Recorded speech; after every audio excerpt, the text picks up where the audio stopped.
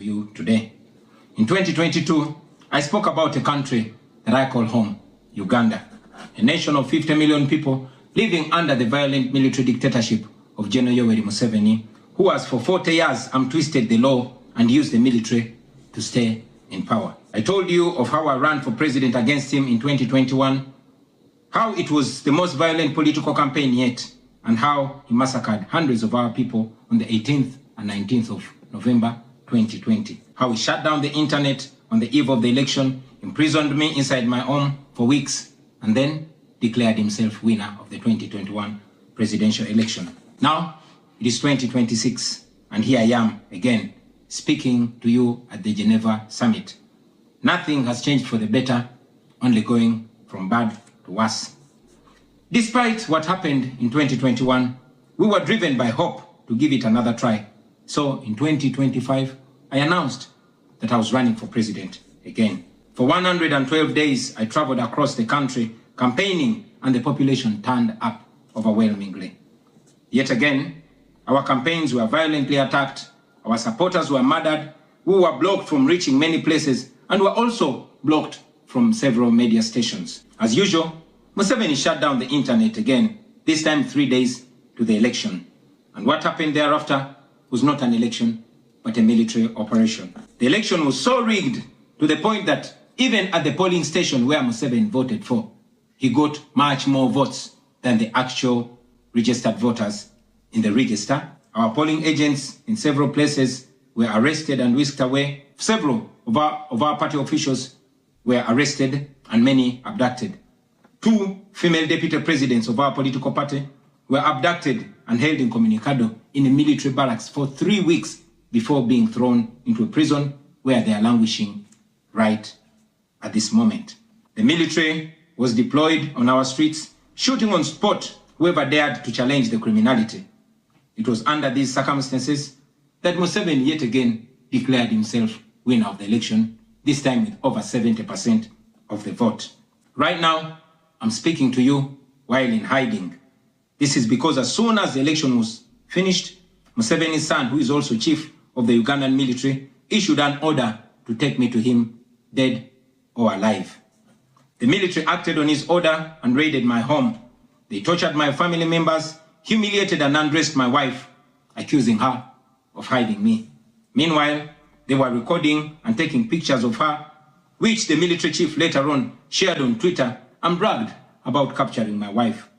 They also took over my home and surrounded it, and they are occupying my home as we speak right now. My wife and children had to flee the country for fear of their lives. I am in hiding, but I don't want to be in hiding. It was necessary though, so I can stay alive and be able to speak to you right now. I've said it before and I say it again, that I'll resurface at the right time in my country. I feel like the international community has abandoned us. They've ignored us and they've left us to the fate of dictators. When I ran for president in 2021, Museveni and his thugs denied their crimes. They killed our people and denied it. They tortured people and denied it. They raided our houses and denied it. General Museveni has been a smart dictator because he puts on a suit, goes to the West and to the UN, speaks very nicely about democracy and human rights, but realistically, he does not mean any of those. He talks about our so-called Human Rights Commission in Uganda, but the same person closed the UN Human Rights Office in Uganda 2 years ago because they dared to question him about his atrocities. Now that is how he has been able to maintain a facade of democracy for 40 years and counting. But now Museveni is 83 years old, and his 51-year-old son, Muhoozi Kainerugaba, commands our military, the Uganda People's Defense Forces, more like Uganda's defense against its own people. And he's effectively in charge. Unlike his father, Muhoozi does not play the role of a good dictator. He openly and shamelessly says despicable things on social media. On Twitter, he openly confesses and brags about committing atrocities against the people of Uganda. When he was summoned by Parliament, he called Parliament a house of clowns and fools, and he threatened to arrest all of them. He describes judges of the Supreme Court of Uganda as clowns in wigs, and he has threatened to crush all journalists that dare to criticize his actions. In April last year, he abducted, detained, and tortured my close friend and bodyguard called Eddie Sebufu, also known as Eddie Mutwe. He later on posted on Twitter naked pictures of Eddie, boasting that Eddie Mutwe was in his basement learning Museveni's mother tongue, Bunyankole. Last month, he bragged about killing 22 of my friends, and he said that he's praying that I am the 23rd person for him to kill. In other words, Museveni and his son no longer fear international retaliation for their crimes. They've been so emboldened by your lack of action. They know that they can murder their own people, imprison them, torture them, remove their fingernails, push needles down their testicles, and nothing will happen to them. Now, they're using rape as a weapon. Boys and girls, men and women, people of all ages have reported being sexually assaulted by Muhoozi's military. And it's not rare.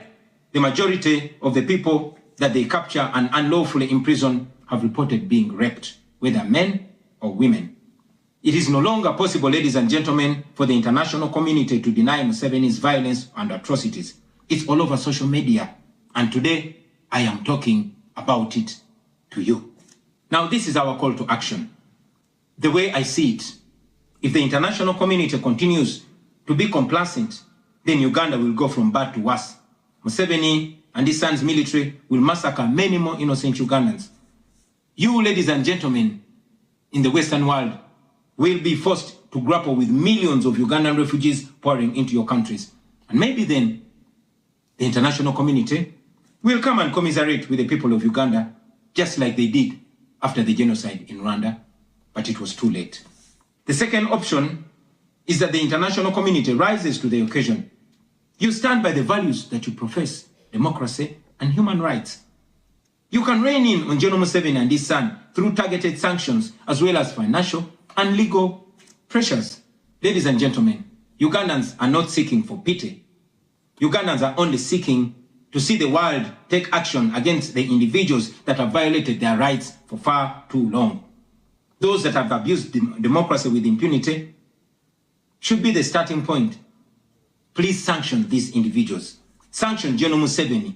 Sanction General Muhoozi. Sanction all the police and military officers that are responsible for gross human rights violations. Sanction those commanders. Sanction the judicial officers that have aided criminality through deliberately misinterpreting the law or skewing it.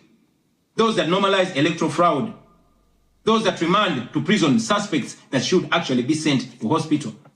Sanction these individuals because their combined efforts in the last election effectively give autocracy a blank check to rule over the people of Uganda for 5 years. We call upon the international community to treat General Museveni exactly how they treated Idi Amin, because Idi Amin did what he did to Ugandans for only 8 years. Museveni has done much worse to the people of Uganda, and it has been for 40 years and counting. Because of the inaction of the international community, Museveni's mode of dictatorship and human rights violations is being seen as acceptable in the region, and it must be stopped before it is exported to other countries in the region and in the continent. We ask the international community not to recognize Museveni's regime because it is not legitimate. Please terminate any forms of cooperation with this government because he is not legitimate. On our end, as the people of Uganda, we are committed to non-violent means of changing our country, non-violent means of putting an end to this 40-year-old dictatorship. And you can be sure that the people of Uganda will sooner or later free themselves, because oppressed people cannot stay oppressed forever. With your help, friends, with the help of the international community and development partners, we can change our country. We can liberate Uganda before it is too late. I thank you for listening to me, for God and my country.